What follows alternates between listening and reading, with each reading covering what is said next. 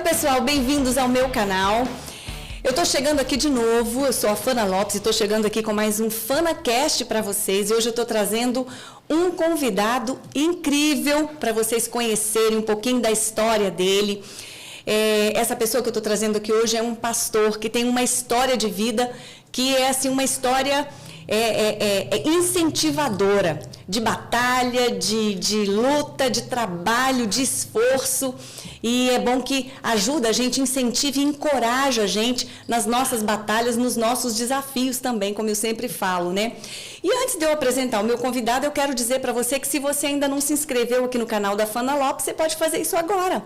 Se inscreva aí, porque inscrito no canal você vai receber todas as minhas notificações, todos os meus conteúdos, tudo aquilo que eu postar aqui no canal, você vai ficar por dentro de tudo. Então sempre aí compartilha, dê o seu joinha e é isso aí.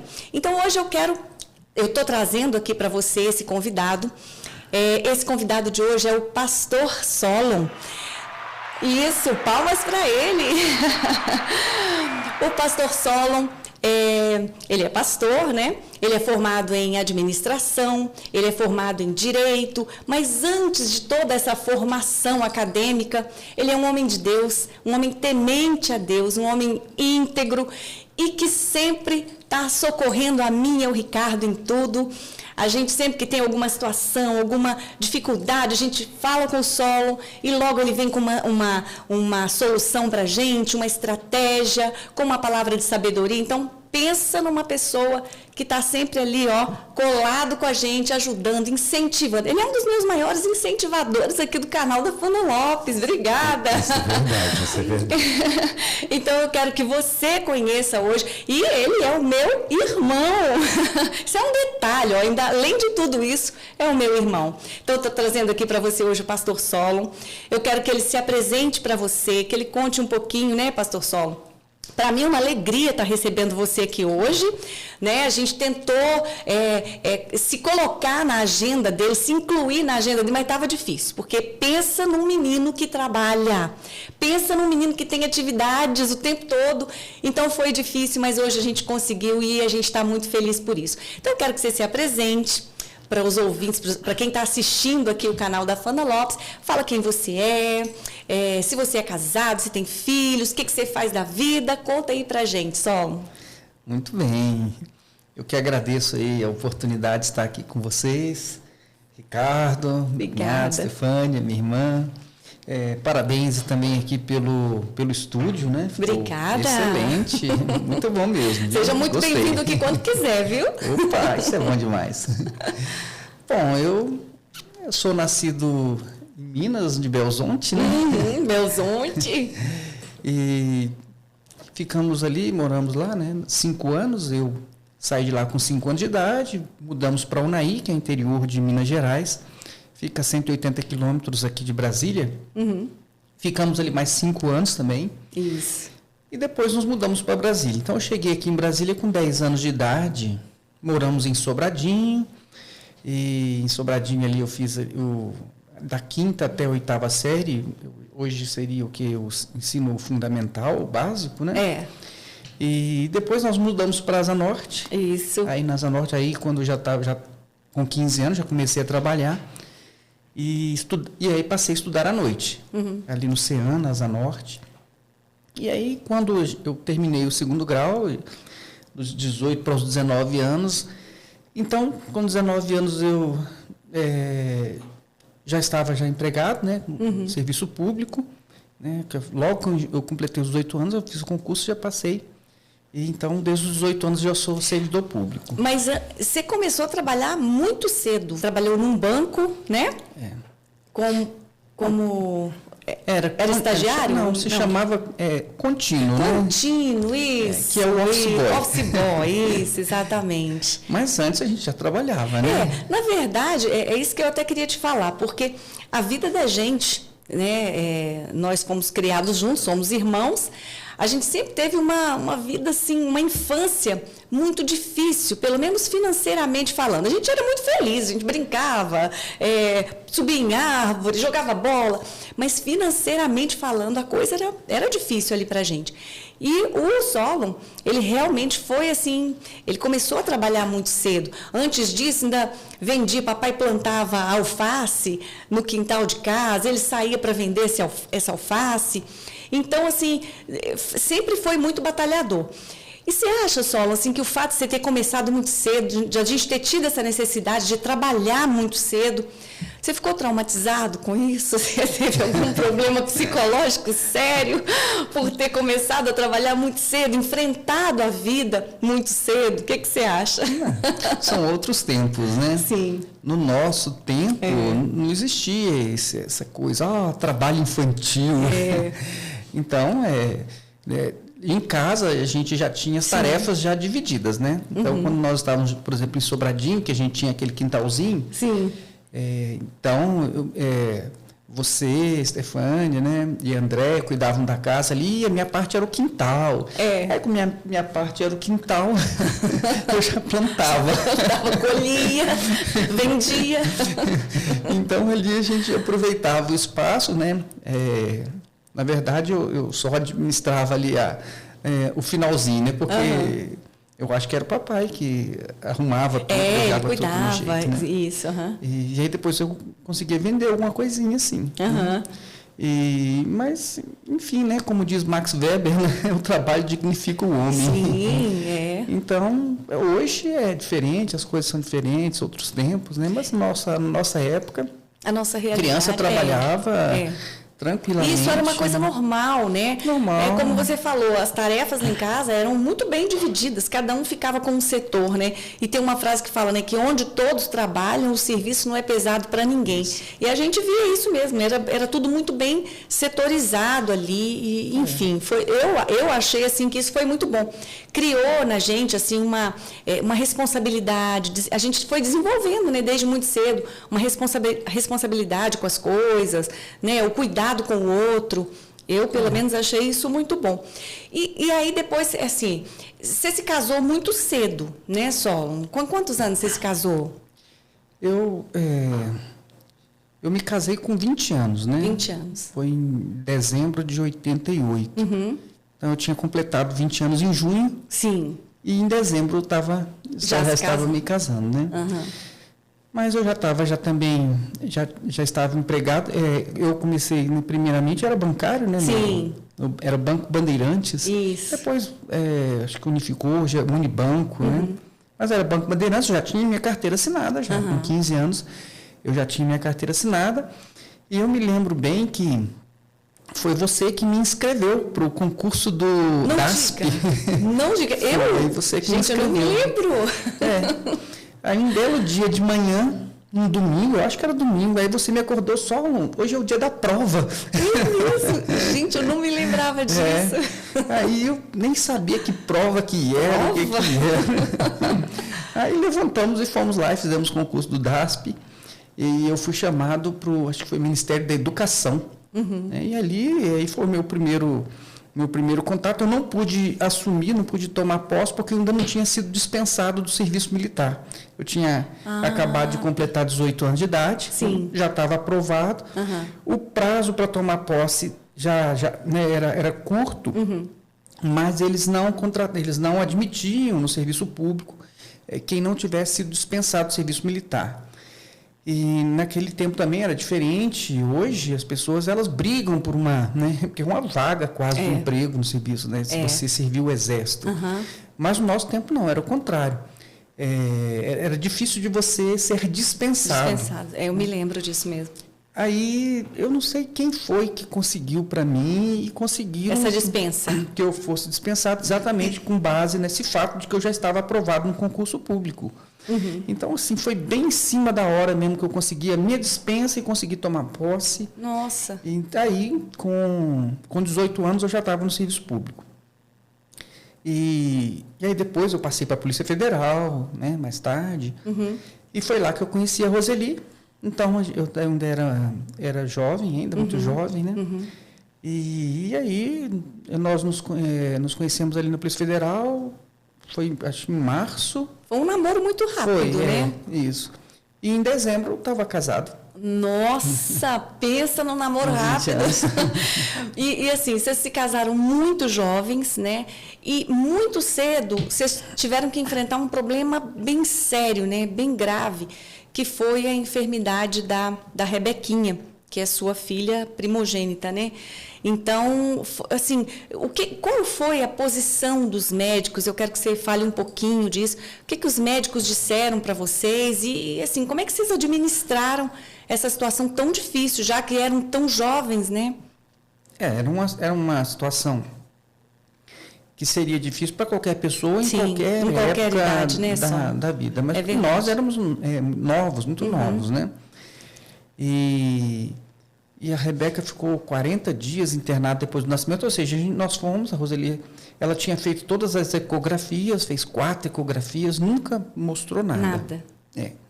Aí, na hora do parto, além dela estar ainda com as costas que estavam abertas, então a medula dela não era fechada, né? Então ali os ossos da medula não eram fechados, então as costas dela nasceram literalmente abertas. Sim. Então, além dela estar com as costas abertas, o cordão umbilical era muito curto, não tinha como ser parto normal. E o médico ficou lá insistindo. Enfim, quando ele resolveu fazer a cesárea, a Rebeca já estava em sofrimento, já, né? Nossa. Já viu que aí correram, foram lá e tal. E do hospital nós fomos para casa. É uma coisa bem chocante. Ficou lá 40 dias, se não me engano, né? A enfermidade é hidrocefalia, né? Não, é mielomeningocele. Ah. Hidrocefalia faz parte do quadro, né? Ah, entendi. Ele é uma das características ali, uma das complicações do quadro. Sim. Que é exatamente a pressão, o líquor, né, que chama. Ele vazava porque as costas dela estavam abertas, e quando eles fecham, então ele já está produzindo mais do que o que seria, vamos dizer, o normal, e aí começa a inchar e dar pressão na cabeça. Sim. Aí coloca-se uma válvula. A Rebeca fez essa cirurgia, se não me engano, ela fez 2 ou 3 vezes essa cirurgia de colocar a válvula na cabeça. E dessa válvula, quando dá uma pressão na cabeça, ela solta, né, passa por um caninho aqui e vai até o esôfago e solta o excesso do líquor no esôfago. E então, nessas muitas cirurgias aí, todo dia a gente estava no hospital. Eu lembro um domingo de manhã, o médico, era doutor Silvério, o nome dele, era Silvério. E lá a gente aprende, então, aí que assim, os médicos eles não são assim muito sensíveis para dar informações, para dar notícias, né? Hoje parece que você já tem um grupo de psicólogos, equipe, né, no hospital e tudo. No nosso tempo não, você lidava diretamente com o médico e eles dão informação assim, né, na lata. E eu me lembro que um dia de manhã nós fomos para o hospital, era um domingo de manhã, tinha dado alguma complicação lá com a Rebeca. E precisou chamar esse médico. Né? Ele chegou lá com toda boa vontade. Aí, quando ele foi dar a informação para a gente, ele falou assim, olha, vou dizer um negócio para vocês. Criança com esse tipo de problema é que nem passarinho. Hoje está vivo, amanhã está morto. Deus. Entendeu? Então, e com essa palavra dele, a gente conviveu até hoje. Sim. A Rebeca hoje tem 31 anos de idade. Sim. E ela está ainda, né? A gente recebeu essa palavra logo nos primeiros dias de vida dela, que seria a forma dele dizer o seguinte, olha, a Rebeca, ela vive cada dia, porque realmente é uma vitória. Uma vitória a cada dia, né? Cada dia, tudo. Rebequinha sempre dando muito susto na gente, o tempo todo. Mas, sim, ela é uma alegria, né? Em casa, para nós, ela foi uma forma como Deus encontrou para, né, trabalhar as nossas vidas também. Sim. Né? E talvez isso nos ajude a sempre olhar a vida de uma forma diferente. Com certeza, com certeza.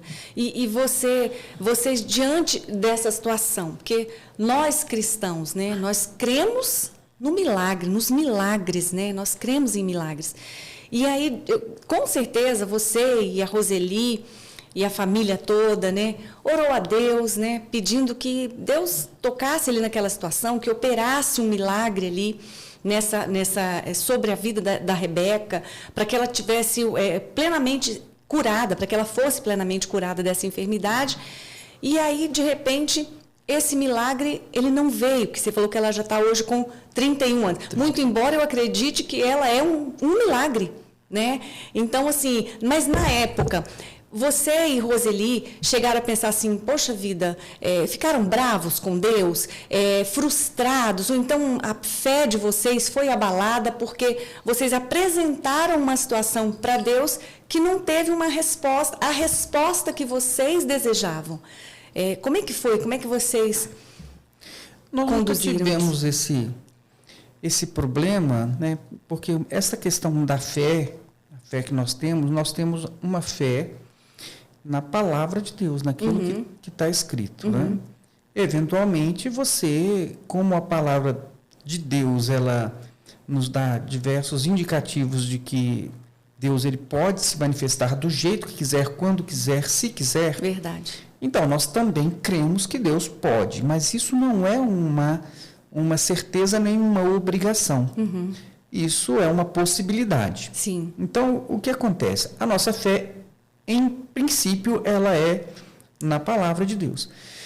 E nesse tempo todo, embora a Rebeca ela é uma sobrevivente, as crianças da época dela, ela fez, né, participou de várias terapias no SARA, em clínicas particulares, contatos com muitas crianças com o mesmo quadro dela. Sim. E todas as crianças do tempo da Rebeca, a Rebeca é a única sobrevivente. É a única sobrevivente. É, então, um milagre mesmo, um milagre, né? Não deixa de ser. E aí, o que acontece? Na questão da fé, nós não temos nenhuma palavra de Deus. Pelo menos na Bíblia não encontramos. Né? Na Bíblia não encontramos e também em nenhuma manifestação sobrenatural. Alguma coisa que realmente nós dissemos, isso aqui realmente foi Deus quem falou. Então, Deus nunca disse que faria algo que seria aquilo que nós queríamos que fosse acontecer. Né? Então, quer dizer, nós não teríamos motivos para ficar crendo naquilo que Deus não disse. Sim. A gente tem que crer naquilo que Deus disse, naquilo que está escrito, naquilo que Deus disse. Agora, como que eu vou desenvolver uma fé naquilo que Deus não disse? Sim. Então, como nós não tínhamos esta crença de que nós não tínhamos nenhuma promessa de alguma coisa da forma como nós queríamos, então não tinha o que cobrar de Deus e nem teria como ficar frustrado com coisa nenhuma. É porque nós continuamos com a nossa fé é na palavra, é na salvação, são nas coisas espirituais e não temos motivos para ficar nem chateados, nem aborrecidos, e nem revoltados com Deus. Eu sei que a teologia, essa neopentecostal, e a Rebeca até nos ajudou nisso, porque a gente acaba conhecendo melhor a teologia neopentecostal, porque ela traz essas promessas. Sim. Eles lançam sobre as pessoas promessas que, na verdade, Deus nunca fez. Né? Então, eles pegam coisas que são generalizadas ali, para poder fazer com que aquilo se volte a ser uma promessa pessoal. Não, nós nunca tivemos isso, mas não deixamos também de dar oportunidade mesmo para o movimento neopentecostal. Então, é isso mesmo? É assim que acontece? Então tá, então vamos ver se acontece mesmo. Eu me lembro uma vez nós fomos na Igreja Batista Central, do pastor Vilarindo, porque eu tinha levado a Rebeca na escola, lá no Colégio do Sol, e aí uma pessoa, não sei se era um pai ou era uma mãe de uma criança ou era um próprio jovem, ele veio para mim e falou assim, olha, você sabia que tem lá na Igreja Batista Central, veio de fora, e eu não sei de onde foi que ele veio, esse homem de oração poderosa. Então, olha só, ontem ele foi lá na igreja, lá, olha, um monte de gente de cadeira de roda levantou. Aí eu falei, foi? É para lá que eu vou, então. Foi, um monte de gente de cadeira de roda, ela levantou. Então, tá bom. Então, vamos lá, né? Vamos ver isso. Pegamos a Rebeca, foi eu e a Roseli, chegamos lá, sentamos bem na frente lá, né? E, de fato, lá tinha um monte de gente lá, né? E aí eu comecei a perceber que o homem da oração poderosa, ele escolhia as pessoas para poder chamar lá na frente. Normalmente ele chamava aquelas velhinhas que estavam numa cadeira de rodas por conta, às vezes, da idade. Sim, né? artrose, osteoporose. Eram pessoas que andavam Sim. e que, por algum motivo, pararam de andar. Sim. Pararam de andar. Mas que conseguiam ficar de pé, por exemplo, né? Aí eu percebia, eu fui observando, e aí ele ia escolhendo, né? Ele fazia aquelas orações, aqueles movimentos, tudo, e você. Mas nunca era eu, nunca era a Rebeca. Aí ele só escolhia os velhinhos e as velhinhas, né? Aí teve uma que eu até guardei bem, né? Aí ele mandou ela levantar, e ela ficou de pé, ele puxou a cadeira de roda, levantou, botou pro alto a cadeira de roda, e o povo, todo mundo maravilhado com aquilo lá. É um homem... E eu olhei para aquela velhinha e falei assim, essa velhinha ela não vai conseguir ficar de pé. Ela vai, né? E ela ficou ali e tudo, e ele queria que ela andasse, aí eu dava um passinho para cá, um passinho para lá. Aí ficou todo mundo maravilhado, e na hora que a gente foi sair para ir embora...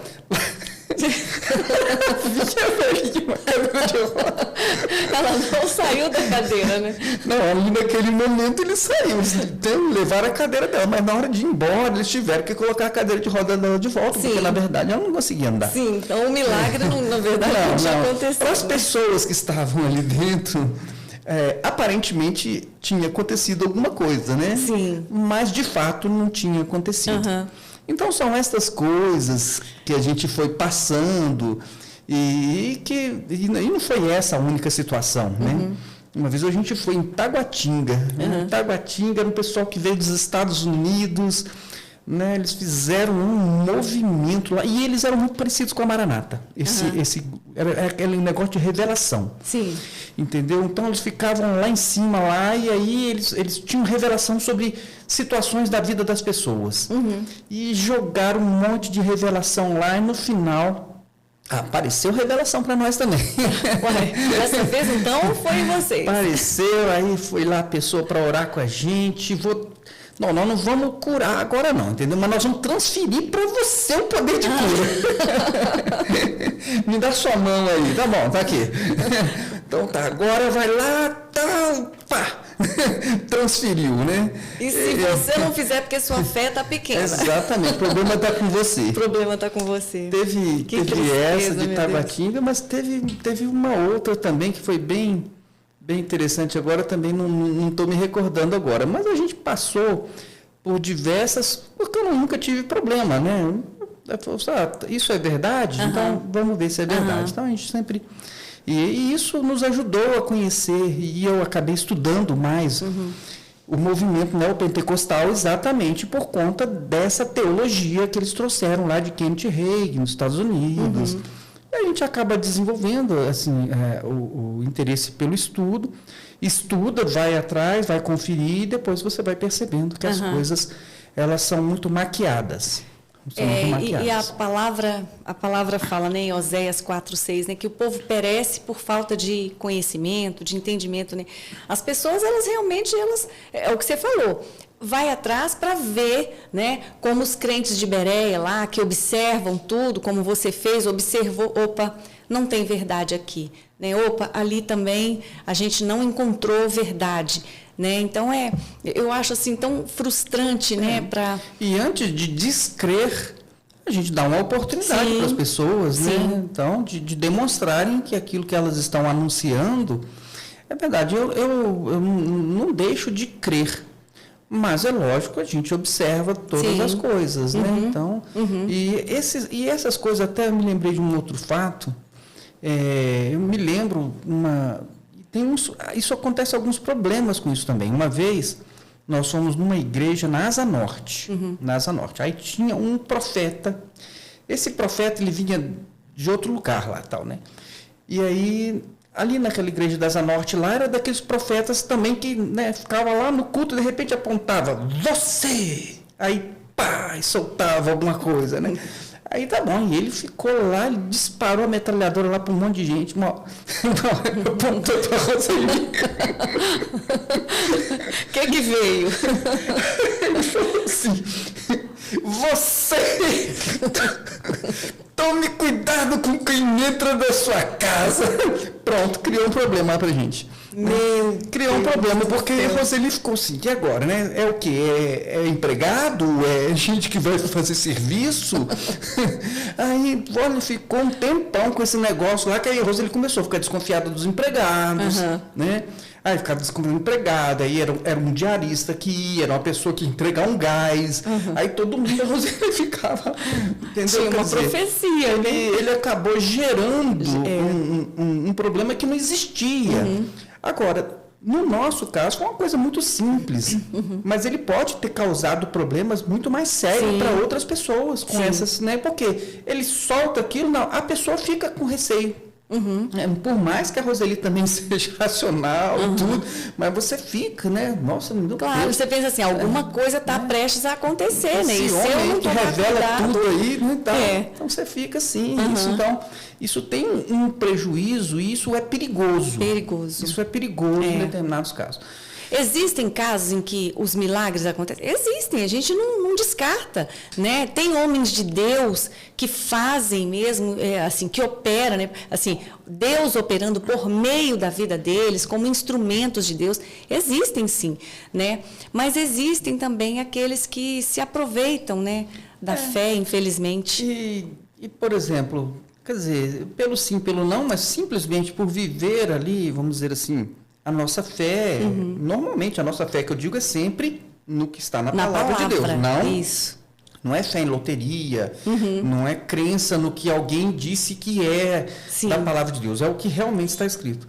Mas assim, nessa nossa vida de fé, a gente tem que ter sempre também o nosso pé no chão. Isso. O nosso pé no chão. Exato. Quer dizer, tem que tomar cuidado com determinadas situações para você para que não se crie temores de coisas que são, às vezes, até manipulações de líderes e de igrejas e de religiões e tudo. A gente tem que tomar sempre muito esse cuidado. Verdade. Porque para você ser manipulado, especialmente com essa questão aí de dons e visões e revelações, isso é perigoso. Eu, por exemplo, eu era asmático. Você lembra disso, né? E eu era asmático, eu me lembro que quando eu casei, quando eu era jovem ainda, quando eu tinha crises, eu não conseguia andar assim 10, 20 metros, não. Eu passava a noite fazendo nebulização e tinha crise, era difícil, fui tentando de tudo. E, de repente, a minha asma desapareceu. Entendeu? Hoje a Roseli tem asma. Você passou para ela. A Roseli que não tinha tem e eu não tenho mais. Então, quer dizer, a gente vive, vamos dizer assim, a nossa fé na presença de Deus, desenvolve e crê que Deus ele é soberano. Se tiver alguma situação que ele queira mudar, ele muda. E nem por isso eu vou ficar cobrando ou exigindo alguma coisa de Deus e nem me frustrando com Deus sobre coisas que ele não prometeu, jamais falou que iria fazer pessoalmente. É por isso que eu gosto muito daquela canção. Ela é difícil, às vezes, a gente cantar, mas é uma verdade, né? Se Deus fizer, Ele é Deus. Se não fizer, Ele é Deus. E Ele vai. Se a porta abrir, Ele é Deus. Se fechar, Ele continua sendo Deus. E é exatamente essa consciência que a gente precisa ter, essa fé. Racional mesmo, né? Conhecendo Deus como a gente conhece, sabendo que, como você falou, Ele é soberano, né? Se Ele entender que é para ser feito dessa forma, vai ser feito, e se não, a gente simplesmente se rende, se submete e tenta aprender com aquilo que Ele está nos apresentando, né? É isso mesmo. E ainda com relação a esse fato da Rebequinha, porque muita gente tem aquele questionamento, né? E quando acontece, e as pessoas, hoje, eu não sei se hoje em dia ou se sempre foi assim, mas eu já presenciei algumas situações em que a pessoa olha para você, se você está passando por uma enfermidade, fulana está em pecado, né? Ai, você está passando por alguma luta, fulano está em pecado, está em desobediência. Meu Deus, não necessariamente. Você está passando por uma enfermidade, não é porque você está em pecado. Tem situações que a gente enfrenta, tem lutas que elas são nada mais, nada menos que produto das nossas próprias escolhas. Então, às vezes você está vivendo uma luta, mas não foi Deus que te mandou aquela dificuldade. Com as suas próprias escolhas, você está colhendo aquilo que você plantou. Então, tem situações assim. Tem enfermidades que, de repente, o Senhor permite. Tem enfermidades que o Senhor permite, né, que aconteçam. E nesse caso, especificamente da Rebequinha, Saulo, as pessoas às vezes perguntam assim, fulano, e isso, o próprio Jesus enfrentou essa pergunta, né? Mas aquele cego de nascença, né? Então, quem pecou? Ele ou os pais dele, né? Então, em algum momento, eu acho que você já até respondeu, mas vou fazer a pergunta. Houve esse questionamento de vocês, nossa, será que a gente fez alguma coisa? Será que isso é castigo de Deus? Será que a gente está em pecado? Em algum momento passou isso pela cabeça de vocês, assim como passou naquela época lá dos discípulos? Como é que foi isso daí? Olha, nesse caso específico, não. Por quê? Porque quando a Rebeca nasceu, nós estávamos ainda no auge do nosso ativismo religioso. Aliás, nós estávamos num crescente do ativismo religioso. Que é o quê? É você estar muito dedicado às coisas de uma denominação religiosa. Sim. Então, quer dizer, era exatamente o tempo onde a gente tinha uma dedicação muito grande. No início, a leitura de Bíblia era uma coisa assim que não parava, né? Todo momento estava lendo, então eu conseguia ler a Bíblia muito rápido e ficava perguntando, então aquele interesse muito grande pela palavra e perguntando para as pessoas que sabiam mais do que eu na igreja. Tinha, na época ele era mais jovem, né?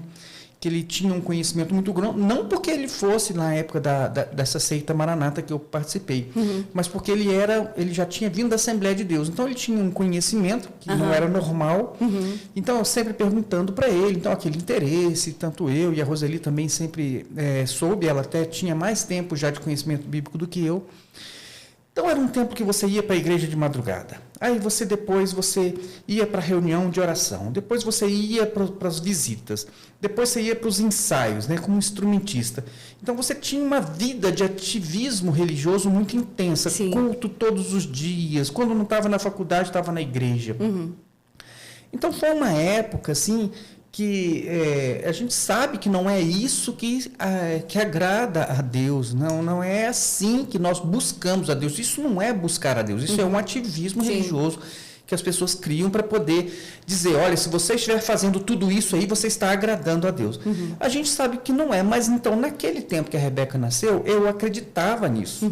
Eu também já acreditei nisso. E estava, então, absolutamente envolvido com isso. Era da hora que acordava até a hora que ia dormir.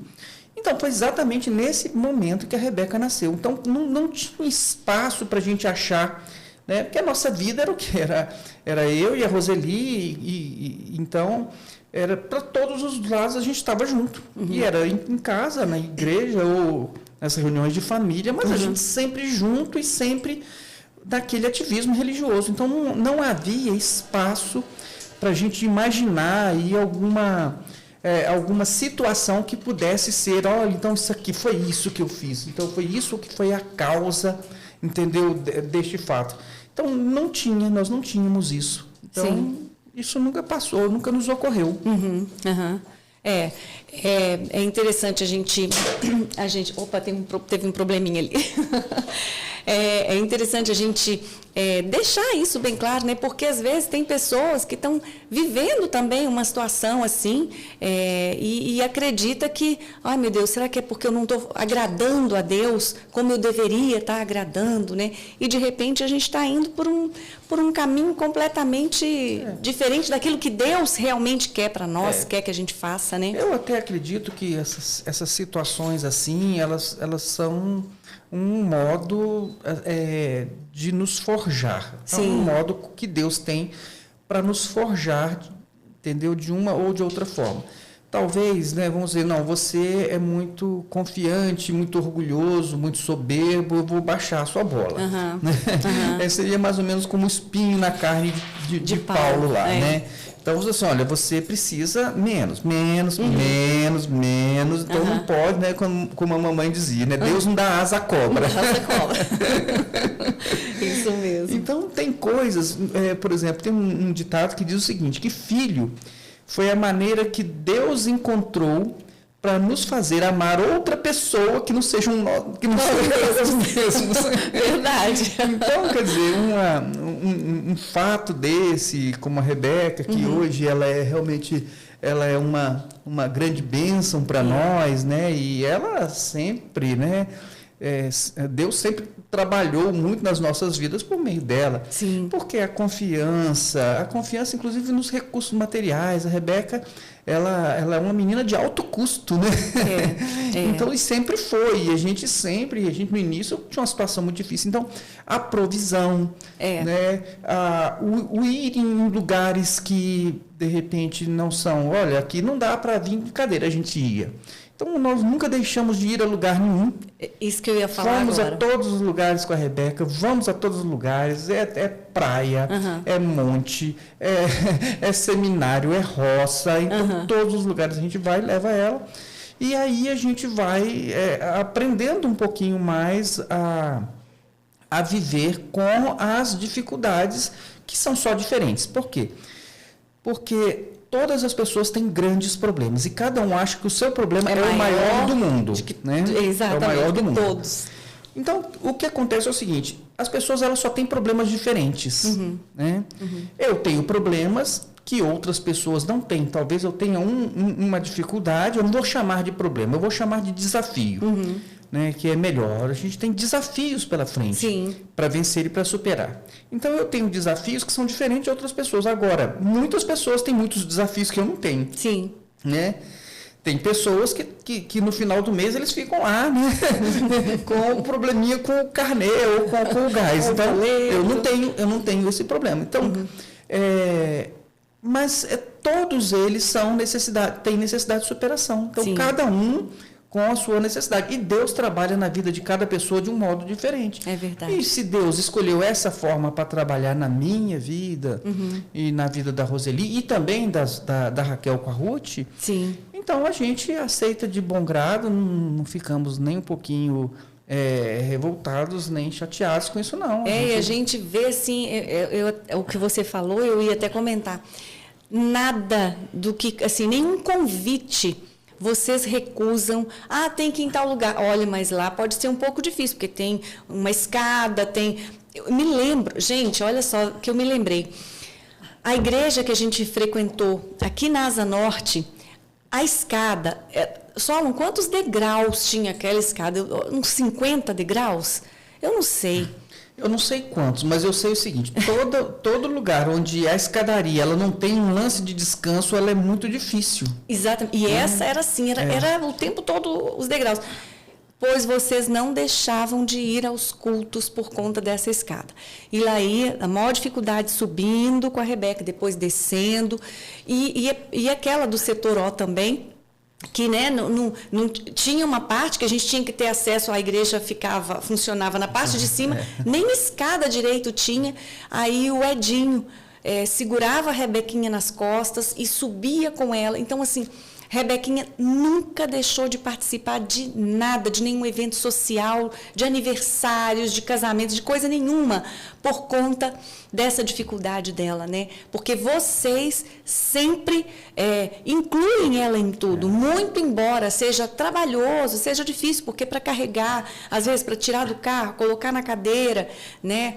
É difícil, né? Para gente que tem mais idade, o ombro, o joelho, né? E onde a Rebeca não pode ir, eu também não posso ir. Exatamente. Então, se tiver algum lugar que me falar, né? Você pode vir aqui. Não tem como ir com a Rebeca? Não, aqui não tem como, então eu também não vou. Exatamente, Nossa, eu acho isso incrível, né? E vale para todos nós, né? E assim, a gente está falando de milagre, Solinho. Eu queria que você me contasse, você contou uma vez para mim da história de um ônibus que vocês pegaram, a igreja toda se reuniu para ir para um encontro da igreja. E vocês pegaram esse ônibus, um ônibus muito bacana, bem zerado, né? E pegaram esse ônibus perdeu o freio ali no meio do caminho, ficou desgovernado. Como é que aconteceu? E como é que a gente, às vezes, entende uma coisa dessa? Porque você pensa assim, gente, um ônibus cheio de cristão não para de orar, de louvar, então com certeza estavam lá dentro orando, louvando, né? E de repente acontece uma tragédia daquela, você fala assim, gente, mas o que é isso, né? Como é que a gente encara, né, uma coisa dessa assim que acontece com cristão? A gente sabe que a gente não é imune às dificuldades, às aflições, a gente sabe disso, né? Mas a gente fica assim achando que, não, estou indo numa viagem, estou indo para um encontro da igreja, está todo mundo orando, vai dar tudo certo. Só que não, né? O que aconteceu? Conta pra gente. E tem relação também com aquilo que você já falou sobre as pessoas sempre relacionarem algum fato difícil ou traumático da vida com o pecado. Sim. E esse é um exemplo bem apropriado. Por quê? Então, a igreja era a Igreja Maranata, que é uma seita, na verdade. A gente achava que era uma igreja, mas uma seita. Então, e eles tinham um seminário que fica em Vitória, acho que é Vitória, não sei qual é a região lá, Domingos Martins, eu acho que é uma coisa assim, não sei muito de endereço lá não. Então, aí essa igreja Maranata, antes eles arrumavam cada ônibus caindo aos pedaços para levar a gente, porque era um negócio de ficar, porque eles não ajudam ninguém com nada, né? Não ajudam ninguém com nada. E ainda botava a gente nos ônibus. Olha, toda viagem tinha um fato. Toda viagem, o ônibus quebrava. Então, a viagem que era para durar já 17 sofridas horas, ela durava 28, entendeu? Porque sempre assim, não tinha uma vez que esse bendito... Os ônibus não tinham manutenção. Eram ônibus velhos. E não eram ônibus da igreja, eram ônibus que a igreja eles alugavam para a gente, né? A gente era novo e a gente ficava confiando que as pessoas estão fazendo o melhor para nós, né? Aí, uns cacarecos, uns ônibus velhos, aquelas viagens, toda vez o ônibus quebrava. Aí, só que desta vez, que foi a última, porque depois aí precisa de um fato, assim, para eles poderem, né, perceber. Tomar uma atitude, perceber, né? Que eles não podem tratar as pessoas assim como bagagem também, né? Como saco de batata, né? Então, nessa viagem, né? Então, o que você faz? 7 semanas, você faz 7 dias de jejum, né? Um jejum michuruca lá de 0 às 9, que eles chamam de jejum, né? Mas você faz, né? 7 dias de jejum, 7 dias você tem que ir para a igreja. Isso antes do evento acontecer. Isso antes, são 7 dias antes do evento. Então, você tem que 7 dias de madrugada lá, você sai da sua casa lá, de madrugada é alvorada, né? 6 horas da manhã. Mas você tinha que ir lá para poder fazer aquela oração de 15 minutos. Então, 7 dias de oração, 7 dias de jejum. Aí a gente entra no ônibus e nós estávamos já, né? Já era final do dia. Estava começando a escurecer, eu estava com o Ivan, o marido da Solange. Sim. Ele estava sentado do meu lado. Beijão, Ivan. É isso aí. Ele sentado do meu lado e a gente, né, estudando ali a Bíblia, lendo, né, porque a gente tinha esse hábito de ler e de ficar discutindo questões que a gente entendia da Bíblia. Tanto é que as pessoas que estudam, ninguém fica na Maranata. Qualquer pessoa que estude a Bíblia, um pouquinho mais vai sair. Se está lá, é porque não lê Bíblia. Qualquer pessoa que esteja na Maranata é porque não tem um desejo de ler e de conhecer e de estudar. Qualquer pessoa. Então, o Ivan hoje também não está, né? Mas, enfim, nós estávamos, então, nesse ônibus, já era finalzinho. Aí, quando começou a escurecer, nós fechamos, não, vamos parar, né? E logo depois que a gente parou, né, que eu guardei a minha Bíblia, aí o ônibus fez uma curva assim, eu sou motorista profissional, dirigi ônibus, né? Então, aí eu falei, esse motorista, eu pensei, ele está abusando um pouquinho, né? Aí ele fez uma curva meio forte e tal, aí eu achei, está abusando. Mas aí, em seguida, ele fez uma outra mais forte ainda, né? Aí eu falei, nossa, mas aí ele tá exagerando, né? Aí na terceira curva ele saiu para contramão, né? Aí eu falei, nossa, que perigo. Tá errado. Tem alguma coisa. Eu juntei os dois joelhos. Assim, né? Eu falei, não, isso aí tá errado, né? Alguma coisa vai dar errado. E de fato ele bateu no outro ônibus da frente que era da Maranata também. Que era da Maranata também. Aí só que esse nosso ônibus, ele bateu, né? E depois que ele bateu num barranco e ele tombou. E ele tombou. De aí vocês o nosso tombou. O da frente... Machucou todo mundo também. Machucou porque foi uma pancada muito forte. Nossa. Esse ônibus, ele perdeu o freio e eles nunca disseram pra gente. Eu sei que o ônibus perdeu o freio. Entendeu? Mas eles nunca nos contaram, dizendo, olha só, nós teve uma perícia, o problema do ônibus foi esse. Aliás, na Maranata, isso aí é um padrão deles. Eles nunca revelam o que eles estão fazendo e nunca dizem para as pessoas, sinceramente, o que está acontecendo. As coisas, eles escondem muito as coisas das pessoas. Então, eu tenho certeza, o ônibus perdeu o freio. Então, ele bateu no ônibus da frente, machucou um monte de gente do ônibus da frente. E o nosso ainda pior, porque depois ele bateu num barranco e tombou. Nossa. Eu cortei a cabeça, né? Cortei a cabeça, foi um corte maior, numa região que sangrou muito. E quando o ônibus parou, estava escuro. E então eu estava dentro do ônibus, eu não sabia em que posição que a gente estava, porque o ônibus virou. Então eu não sabia mais onde é que estava a porta do ônibus, eu não sabia se Você percebia que você estava sangrando? Percebia porque o olho meu já estava tampado de sangue. Nossa. Entendeu? Então, o que eu enxergava de vulto de noite era de um olho só. Então, o outro estava tampado de sangue. E eu fui uma pessoa que machucou bastante, né? Mas aí fomos socorridos ali, fomos levados para um hospital que era mais próximo. Até uma coisa interessante, porque o carro que me socorreu, né? Eu fui um dos primeiros a ser socorrido, porque eu era uma das pessoas que estava mais machucada, né?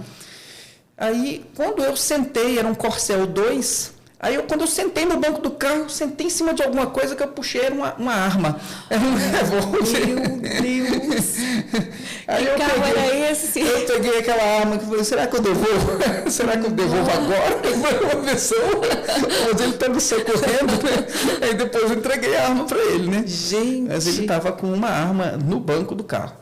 Aí nos socorreu e aí eu levei os meus pontos, né? Eu fiquei machucado, com o rosto machucado, a cabeça cortada. E aí nós chegamos lá na igreja lá. Mesmo assim, vocês foram para o encontro? Fomos, ficamos lá, eles não devolveram a gente e mais, não contaram para as nossas famílias o que tinha acontecido. É como eu falei, é uma igreja que eles têm o hábito de fazer as coisas, de não ser claros, de não dizer às pessoas o que está acontecendo. Você vê, num fato desse. Nossa, seríssimo. A Roseli em casa, a Rebeca já tinha nascido, a Roseli em casa com a Rebeca. Eu lá tinha batido a cabeça, né? Bati forte a cabeça, né? Para dar um corte grande, né? Como que acontece num caso desse, por exemplo, em qualquer batida, onde você bate a cabeça? Você teria que fazer uma tomografia, né? Fizemos nada, eles deram os pontos lá para a gente, lá e mandaram a gente ficou lá naquele seminário. E outra, se eu tivesse uma situação ali que agravasse, a gente estava num lugar que não é um lugar de fácil acesso. Eu acho que não. Ali não é um lugar de fácil acesso, que você tem acesso a um hospital rapidamente. É mais isolado, né? Para o encontro. Mas fomos tratados como todas as pessoas são tratadas ali. E antes era muito pior. Hoje as pessoas são até mais bem tratadas. Mas nós fomos tratados com um certo desprezo, né? Por quê?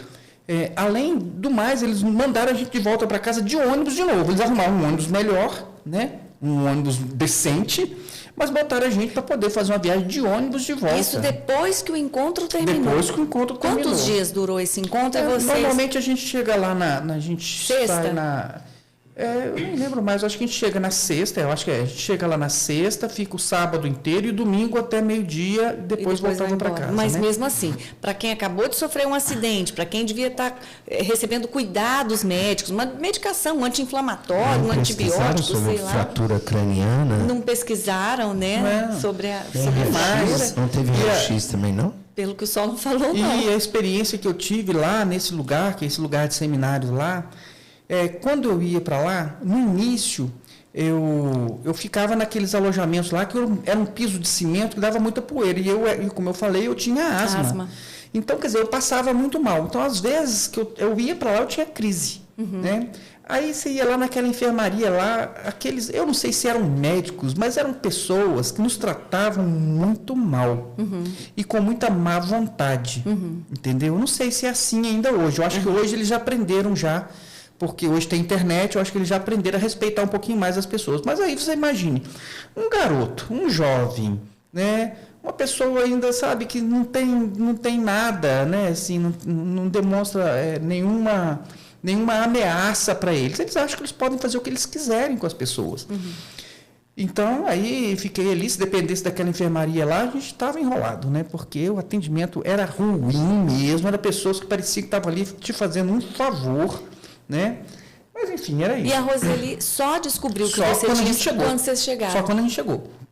Eu cheguei, né, com a cabeça cortada, raspada boa parte do cabelo, né? Eu tinha cabelo na época. Mas o que eu ia falar era exatamente isso. Por quê? Porque, olha só, depois de tudo isso, ainda começa aquele burburinho de quem é que tinha o pecado maior ali dentro daquele ônibus, depois de ter machucado tanto assim. Então, quem machucou mais é porque tinha o maior pecadão. Ser, né? Então, olha só, né? Você vê, né? E em outras oportunidades a gente ficou sabendo, teve vez que ônibus indo para esses Manaíns, no Rio de Janeiro, matou vários pastores, morreram vários pastores e tudo, né?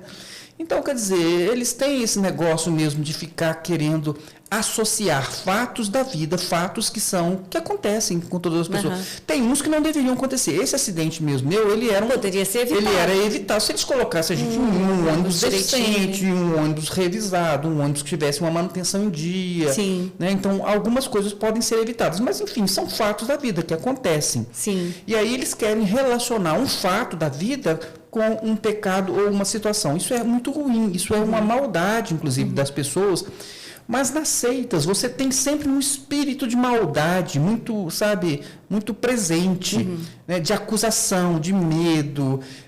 Então, assim, isso era uma coisa que acontecia realmente. E nesse fato, eles ficou lá com aquele burburinho lá de que a gente estava em pecado, né? Porque para acontecer um negócio desse, agora só com 2 ônibus, devia ter o quê? Umas 80 pessoas, né? Da próxima vez, a sua preparação vai ter que ser melhor. Eu devia ser o Jonas, né? Ou jogar esse Jonas logo embora. Vai afundar aqui, né? Porque não teve como me jogar da janela. Você descobriu que você estava... Machucou um monte de gente lá. Gente, que coisa. E, assim, a gente está contando aqui das suas experiências, fatos que eu vou me lembrando, e me lembrei também de uma vez que você contou para mim, de uma experiência que você teve com anjo. Não sei se você se recorda, quando você morava lá num condomínio ali próximo de Sobradinho, e aí você precisou fazer uma viagem. Você morava numa casa e quando você estava viajando, parece que esse muro desmoronou. Estava uma época de muita chuva, esse muro desmoronou. O que aconteceu? Que experiência que você teve ali? Conta pra gente. Eu tive uma outra experiência que foi real, né?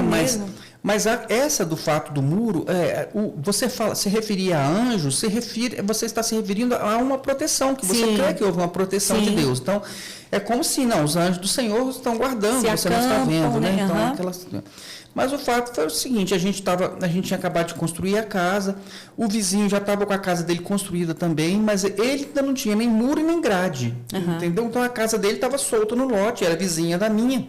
E muitos trabalhadores passavam ali entre a minha casa e a dele, né? Indo e voltando ali no condomínio, estava em formação. E aí o que aconteceu? Eu fui, a gente estava com uma viagem marcada, a minha casa já estava com muro e a dele não, e as pessoas sempre passando ali, né? Então, eu estava com a viagem marcada, hotel marcado, tudo, a gente sempre viajou, mesmo quando a gente estava lá na seita, a gente sempre viajou tudo, né? Aí, o que aconteceu? Naquela noite que antecedia a nossa viagem, teve uma chuva muito forte, não sei se formou ali uma enxurrada no pé do muro ali, mas o que aconteceu foi que o muro caiu. meu muro caiu, né? Aí, Antes de vocês viajarem. É isso. Foi na noite que antecedia isso, a exatamente, viagem. nessa noite. E aí nós acordamos, né, para poder botar as malas no carro e cadê o muro da casa? Agora como é que a gente viaja, meu Deus? A casa vai ficar vulnerável. Ficando naquele negócio, né? E agora? A gente... O que a gente faz? Nós vamos mandar arrumar o muro, mas a gente tem hotel marcado, tudo, né?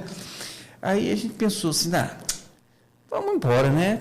As janelas da casa eram todas aquelas gravias, aquelas porraças assim, ela saía do outro lado, né? Mas aí, vamos embora. Vamos viajar, o vizinho aqui nem muro tem. E tá tranquilo? E tá aí, né, tranquilo, né? Só que a gente não ia estar em casa. E aí viajamos, passamos quase 30 dias fora, e quando nós voltamos, roubaram a casa do vizinho com ele dentro. Roubaram a casa do vizinho e a minha, que não tinha ninguém. Sem muro, sem ninguém, tudo. Então aí a gente dizia o seguinte, olha, isso aqui é uma proteção realmente de Deus, né? Os anjos de Deus aqui que realmente nos protegeram e guardou a nossa casa, porque, né? Assim, foi a associação que nós fizemos naquela época. Pois é, você quer contar essa outra experiência com o anjo, essa experiência real? Não sei, né? Então já falamos um bocado aqui. Já. Se quiser falar, pode falar, depois a gente dá uma eliminadinha aqui. Porque essa história, assim, falar sobre anjos, eu acho tão interessante e é um assunto tão pouco falado, né? As pessoas ficam assim sem saber, mas anjo, será que existe? Será que fala com a gente? Será que é real? Será que é visível? Será que é invisível? Né? Como é que é, assim, ter uma experiência com anjos? Eu não sei, talvez eu me assustasse, né? Se eu tivesse uma experiência, assim, com um anjo que se revelasse, assim, na minha frente, não sei. Porque talvez às vezes no imaginário das pessoas tem aquele, né, o serafim com asas e tudo, né? E 6 asas, né? Aquele gigante, aquele negócio tudo, né? Mas a gente vê realmente algumas manifestações que você, quando você olha, inclusive no caso de Manoá, é que quando você lê, você tem exatamente aquela certeza de que era como uma pessoa comum. Tanto é que eles fizeram, nós vamos fazer uma comida aqui para você comer. Então, parecia para ele uma pessoa comum.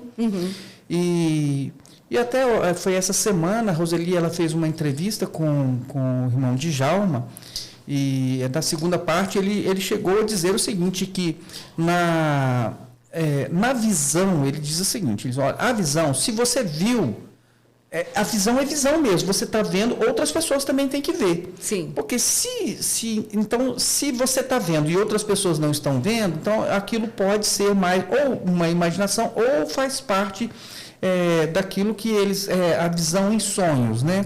Mas se for uma visão mesmo, a visão, a forma como ele colocou lá na entrevista, né? E eu achei interessante, por quê? Porque eu me lembro, no dia que eu fui fazer a minha inscrição para o vestibular. Então, eu já conhecia a Roseli e tudo, né? E eu fui fazer a inscrição para o vestibular. E eu estava no carro dela, que era um Fusca, né? Um carro dela. Então, bem ali na UDF ali, eu estava dirigindo, né, o carro da Roseli, e a gente sofreu um acidente, uma variante, né? Aquela todo velha com a lata, uma variante, aquela lata assim que era dura, assim, que parecia, né? Não é esses carros hoje que você empurra, põe a mão, a lata se mexe, né? Mas aí a gente sofreu um acidente e essa variante pegou a gente de lado, né? O carro rodou tudo e a gente, né? Ficou naquela situação. Como agora que eu vou embora com esse carro para casa? A gente não tinha dinheiro para nada, né? Eu mal tinha o dinheiro da inscrição do vestibular. Como que a gente vai? Como é que eu vou chamar um guincho agora para levar esse carro embora, né? Aí naquela hora ali, né, eu fiquei pensando, meu Deus, e agora o que a gente vai fazer? E estava eu, a Roseli, estava mais 2 senhoras que é dessa variante que bateu na gente, né? 2 senhoras. E aí naquele negócio lá, e de repente veio andando assim na nossa direção um jovem, gozado, né? Mas vestido de branco.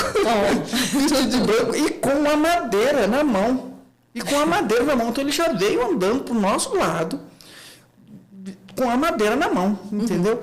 Ora, a gente, né, era uma situação, ele não sabia o que a gente estava querendo ali, né? Eu já tinha tentado tirar a lata da roda ali de toda forma. Eu tinha um pouquinho mais de força, né? Tentei ali, nada, a lataria estava prendendo a roda do carro. Não teve jeito. E de repente vem andando esse rapaz, vem andando com um pedaço de pau. Ele chegou lá, enfiou, ele não falou nada, ele não disse uma palavra com ninguém.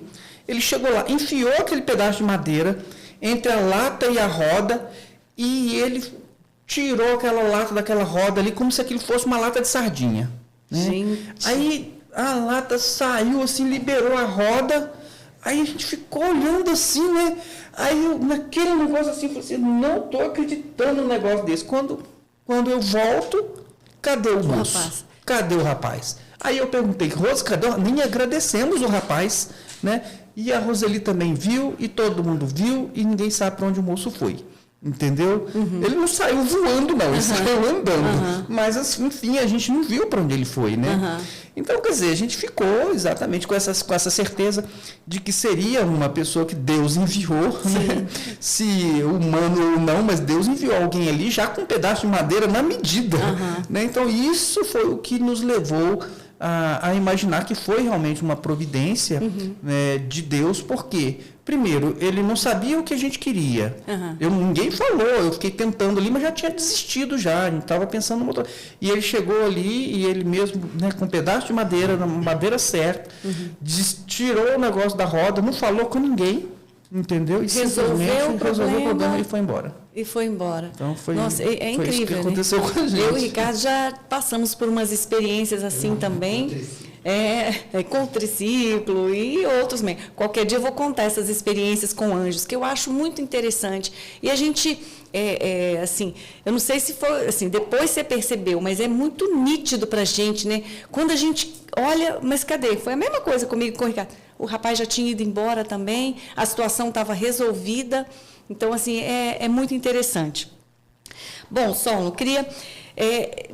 assim, a gente já vai caminhando aqui para o final, mas eu queria te perguntar. Você hoje é um pastor, né? Você acha que é difícil conduzir ovelhas? Você acha difícil ser pastor? Você sempre achou, olhando para você hoje, eu sempre tive essa vocação. Ou então, não, me descobri um pastor no meu caminhar, na minha vida, ao longo da minha caminhada, eu descobri essa vocação. E você se arrepende, assim, de ter tomado essa decisão, de ser pastor, ou não? Olha, se você for considerar a institucionalização, então ser um pastor dentro de uma instituição religiosa, eu acho isso realmente muito penoso, muito ruim. E uma atividade muito ingrata, tá? Dentro do sistema religioso. Agora, se você é uma pessoa simplesmente que está disposto a cooperar dentro da sua possibilidade com pessoas, igreja como uma igreja orgânica, então não é, porque não pesa. Sim. Entendeu? Agora, quando você está dentro de uma instituição, que você tem a responsabilidade, como a gente já teve, você tem que abrir, você tem que fechar, você tem que consertar o instrumento, é a luz que queimou, é o vaso que entupiu, é a detetização, né? E aí é a pessoa que está passando a necessidade A, B, C, aí é o culto, e porque aí tem a as questões espirituais, mas tem as questões administrativas. Tem os abençoados instrumentistas que vão ficar te dando um monte de problema, aí o fulano com o microfone que estava mais alto do que o outro, e ele fica chateado, aí ele começa a criar um monte de situação, aí uma senhora que se desentende com outra senhora, você ama todos, mas eles se desentendem, entendeu? E por conta, às vezes, por conta de ciúmes, por conta de inveja, por conta de disputa de poder, de saber por que você colocou a outra para fazer uma coisa e não botou essa. Então, instituição é um negócio que eu, pelo amor de Deus, você não quer mais. Nunca mais na minha vida. Já deu. Não, mas assim, você, assim, claro, é pastor e vai ser para sempre, né? Porque ele acode a mim e o Ricardo direto, né? As nossas questões a gente leva sempre para o pastor Solon resolver, dar uma saída, uma estratégia.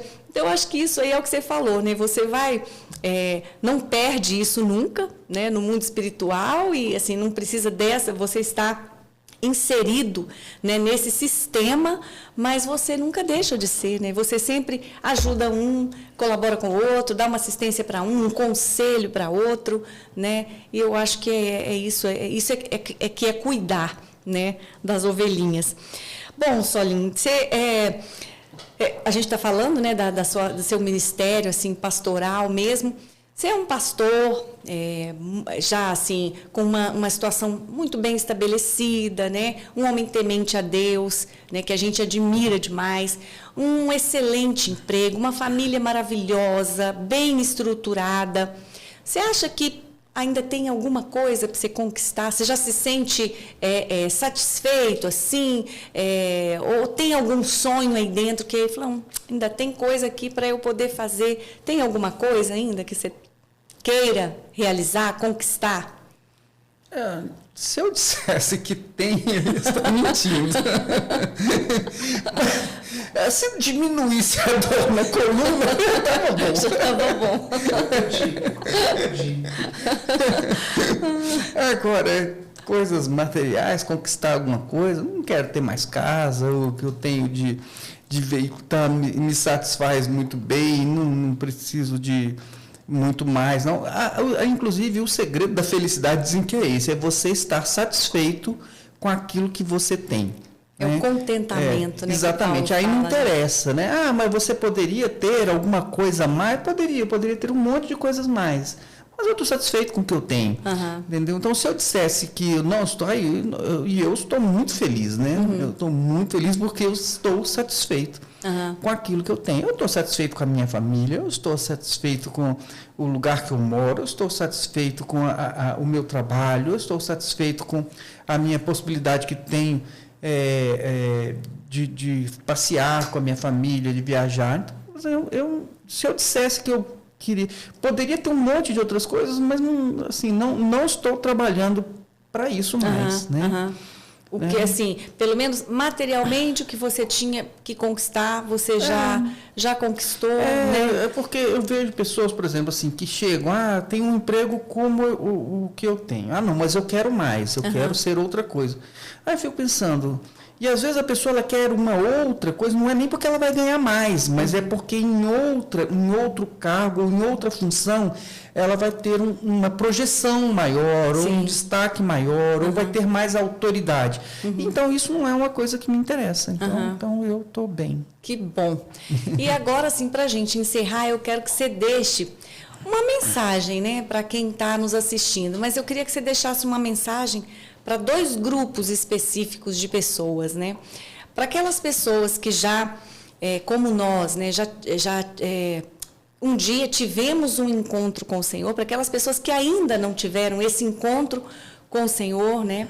E para aquelas pessoas que um dia já tiveram esse encontro, mas que deram uma afastada, né? Não estão atualmente na presença do Senhor. O que você teria, assim, para dizer para esses 2 grupos específicos de pessoas? Bom, eu teria a mesma palavra para os 2 grupos. A mesma. A minha sugestão é o seguinte. Primeiro, leia o Evangelho de João. Quando for ler o Evangelho de João, pare, primeiramente, em João, no capítulo 4. E leia o capítulo 4 com muito vagar, com muita atenção, e tente entender que quem está dizendo aquilo foi Jesus. Né? Quem disse aquelas palavras para a mulher samaritana foi Jesus.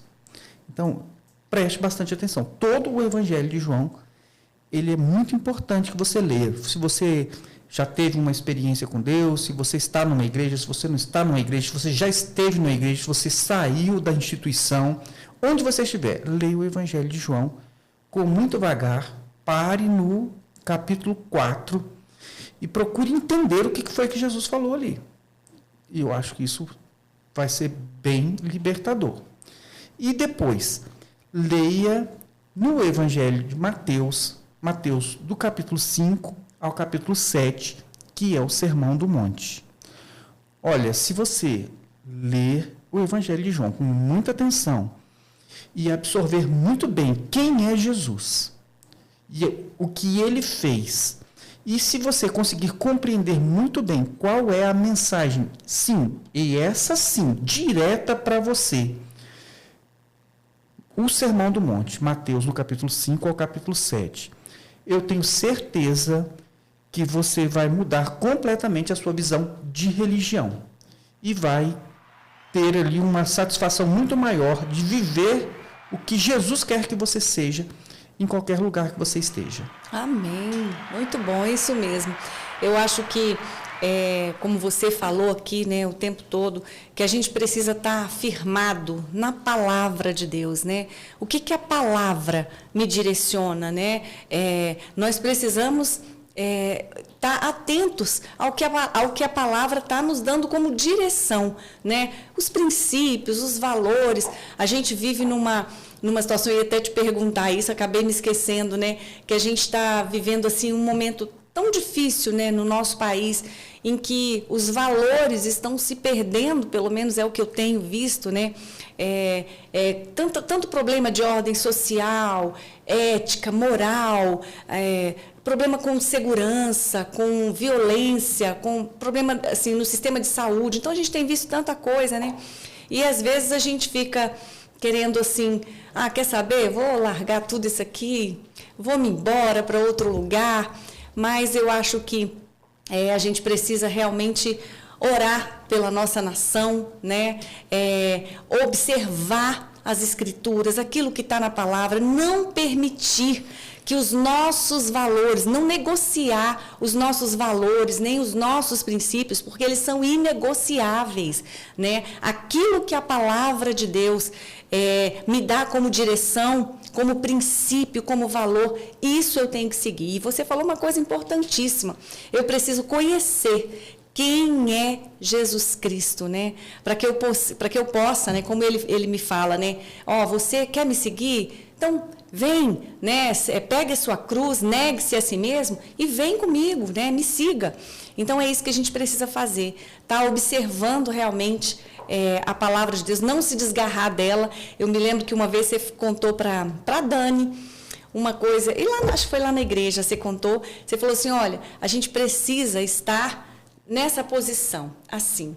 Aí a gente olhou, porque você disse que estar debaixo da proteção de Deus, né? Seguir os mandamentos, a palavra de Deus, é você estar protegido, né? Se você estiver aqui, você está alcançado, está protegido pelo Senhor.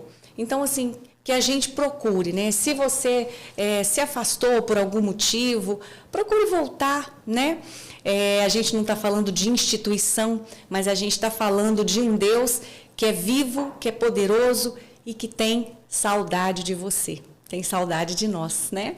E eu quero, assim, deixar aqui, eu vou chamar aqui agora o editor Ricardo, porque tem um momento aqui especial que é para entregar uma lembrancinha para o nosso convidado, para os nossos convidados, né? Todo convidado que vem aqui sai com uma lembrancinha. E aí a gente hoje falou assim, o que a gente dá de lembrancinha para o pastor Solon? E aí o Ricardo vai vir aqui agora e entregar essa lembrancinha. Pessoal, no seu canal no final. Olha. E aí, pessoal? É a chave de uma moto. Não, você disse que já está satisfeito. Estamos assim, tantos acessos. Mas eu separei essa lembrança pessoal, porque o Solo é companheiro de estrada, para você que está acompanhando a gente. Isso mesmo. Solo é companheiro de estrada.